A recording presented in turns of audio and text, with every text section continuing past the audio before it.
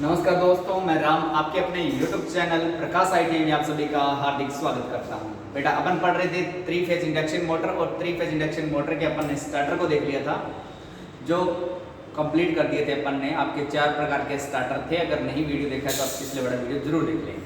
आज का जो अपना टॉपिक है वो है सिंगल फेज इंडक्शन मोटर को लेके कि सिंगल फेज इंडक्शन मोटर कैसे होती है और किस प्रकार से आपकी काम करती है, क्या उसका वर्किंग प्रिंसिपल होता है, वो चीज़ आज अपन देखने वाले हैं। और वैसे आप सभी को पता भी है कि सिंगल फेज इंडक्शन मोटर अपने दैनिक जीवन में सबसे ज़्यादा उपयोग होने वाली मोटर है। जैसे आपने देखा होगा छत का पंखा होता है, उसमें सिंगल फेज इंडक्शन मोटर होती है। कूलर में सिंगल फेज इंडक्शन मोटर होती है। जो पानी का पंप जो आप यूज़ कर रहे हो रेगुलर, उसमें भी आपकी क्या है, सिंगल फेज इंडक्शन मोटर है। तो आज का जो अपना टारगेट है वो है बेटा सिंगल फेज इंडक्शन मोटर को लेके कि आपकी सिंगल फेज इंडक्शन मोटर होती क्या है, उसके बारे में आज अपन डिस्कस करने वाले हैं। तो आप सबसे पहले हेडिंग डालें सिंगल फेज इंडक्शन मोटर। तो आप बेटा सबसे पहले हेडिंग डालें यहाँ पर single phase induction motor. Single phase induction motor. अब बेटा सबसे बड़ी बात तो ये आती है कि जो सिंगल फेज इंडक्शन मोटर होती है ये किसकी तरह होती है। तो आपने पढ़ रखी है 3 फेज इंडक्शन मोटर, जो ऑलरेडी मैंने इससे पहले सिंगल फेज से पहले आपको 3 फेज इंडक्शन मोटर पढ़ाई थी, है ना। 3 फेज से पहले आपको मैंने ट्रांसफार्मर डिस्कस किया हुआ है। तो इन चीज़ों को आप देखते रहें, आप लगातार वीडियो को देखें, जिससे आपका नॉलेज तो इंप्रूव होगा और साथ में आपके ITI के एग्जाम और कॉम्पिटिशन के एग्जाम बेटा यहाँ से निकल सकते हैं। तो चलते हैं अपन देखें, बात करें कि सिंगल फेज इंडक्शन मोटर होती कैसी है। तो याद रखना एक 3 फेज इंडक्शन मोटर की तरह ही होती है।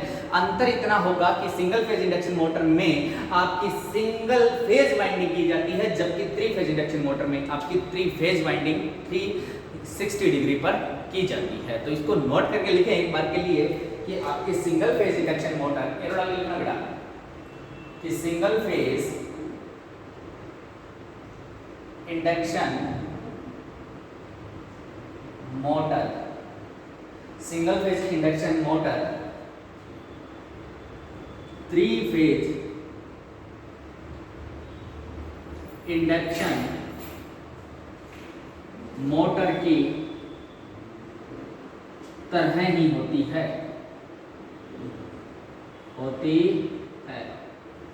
अब बेटा 3 फेज मोटर की तरह ही होती है, फर्क क्या है सुने। अंतर यह है कि 3 फेज इंडक्शन मोटर में 3 फेज इंडक्शन मोटर में 3 फेज वाइंडिंग 120 डिग्री, टोटल 360 होता है, वैसे कितना है 120 डिग्री कलांतर पर की जाती है, जबकि सिंगल फेज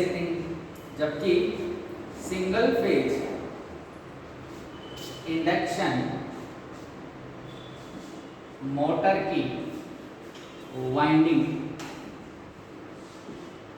जबकि सिंगल फेज इंडक्शन मोटर की वाइंडिंग 180 डिग्री पर की जाती है। मतलब कहने का आपका सिंगल फेज इंडक्शन मोटर में भी स्टेटर होगा और रोटर होगा। 3 फेज इंडक्शन मोटर में भी स्टेटर होता है और आपका रोटर होता है। फर्क इतना है कि 3 फेज इंडक्शन मोटर में आपकी 3 फेज वाइंडिंग करेंगे जो आपकी 120 डिग्री पर होगी। 120 इक्वल 360 डिग्री पर होती है, जबकि सिंगल फेज इंडक्शन मोटर की वाइंडिंग जो है वो अपन करते हैं 180 डिग्री के कलांतर पर या फेज डिफरेंस पर अपन बोल सकते हैं इस चीज को। आगे अगर मैं बात करूं कि जो सिंगल फेज इंडक्शन मोटर होती है इसमें भी आपका रोटर होता है और स्टेटर होता है। ओके, इस चीज को भी आप नोट करके लिखें कि सिंगल फेज इंडक्शन मोटर में रोटर और स्टेटर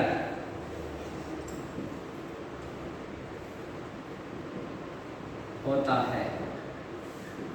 मतलब आपकी इस वाइंडिंग में क्या होगा, स्टेटर होगा और रोटर होगा।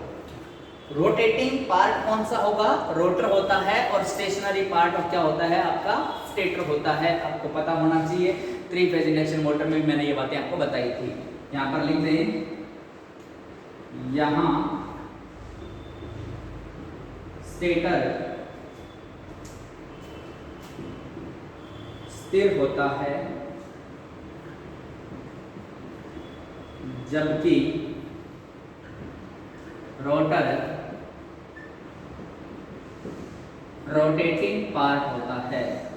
मतलब रोटर क्या करता है आपका, गति करता है, रोटेट करेगा, और स्टेटर क्या रहेगा आपका, स्थिर रहेगा। तो स्टेटर का काम क्या होगा, आपसे अगर पूछ ले तो बेटा याद रखना, ये चुंबकीय फ्लक्स को आपका स्थापित करने का काम होगा। मोटर में अगर आपका मैग्नेटिक फील्ड लाने का काम करता है या चुंबकीय क्षेत्र को उत्पन्न करने का काम करता है, वो करता है रोटर, और स्टेटर, और रोटर क्या करता है आपका, घूमने का काम करता है।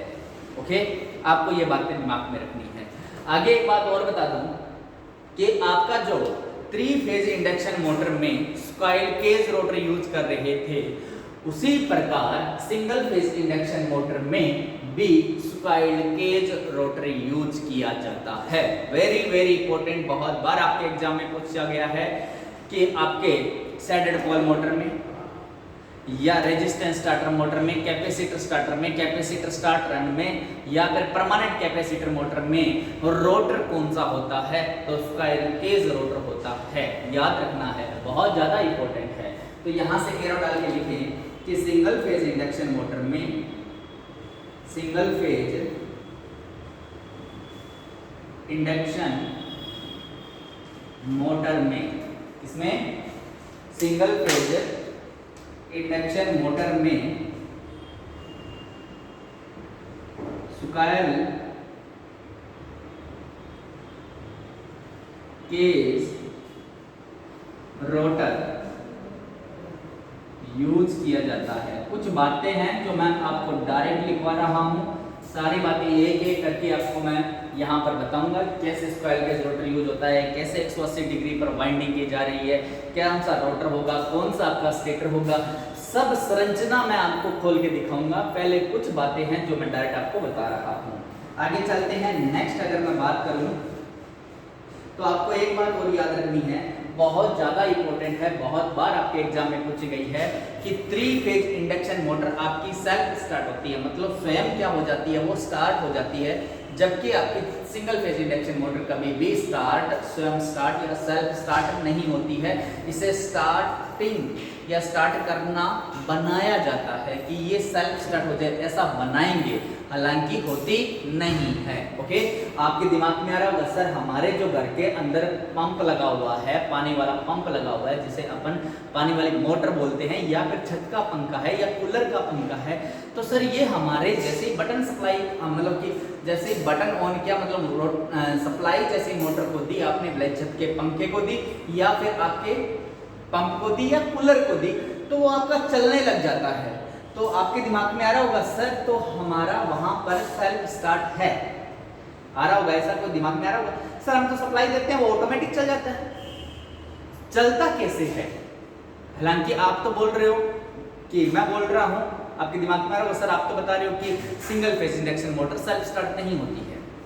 बेटा वो अपने आप चलता क्यों है, उसका रीजन क्या है? आपने देखा होगा भले छत का पंखा हो या पानी की मोटर हो या फिर आपका कूलर हो, उसमें एक कैपेसिटर यूज किया जाता है। तो बेटा वहां पर जो कैपेसिटर यूज कर रहे हैं वो क्या कर रहा है कि मोटर को सेल्फ स्टार्ट करने का काम कर रहा है, मतलब सिंगल फेज को 2 फेज में कन्वर्ट करने का काम कर रहा है, स्लिप्ट फेज बनाने का काम कर रहा है, इसीलिए आपकी मोटर चालू होती है। आप अपना कैपेसिटर को हटा दीजिए, कैपेसिटर को आप हटा दीजिए, मोटर आपकी स्टार्ट नहीं होगी। क्यों नहीं होगी? क्योंकि सिंगल फेज को स्लिप्ट फेज में बदलने का काम हुआ ही नहीं है। जी हुआ ही नहीं है तो मोटर आपकी स्टार्ट कभी भी नहीं हो सकती।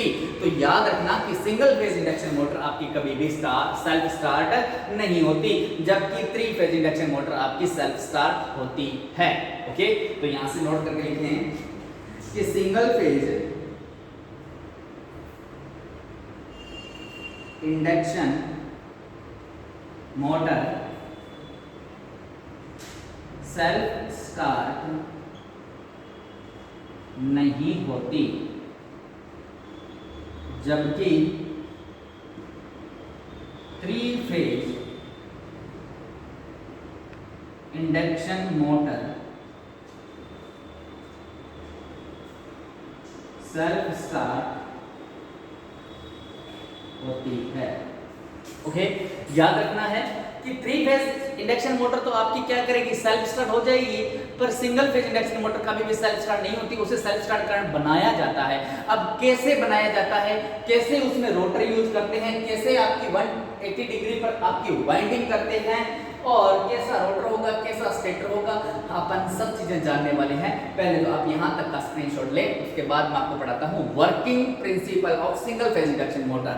तो अभी अपन देखेंगे working principle of single phase induction motor. आप जल्दी से यहाँ तक नोट करें, आगे देखते हैं अपन। तो आई होप यहाँ तक आपने नोट कर लिया होगा। ओके, मतलब आप स्क्रीनशॉट लेते रहे साथ में। चलें आगे, आगे देखिए।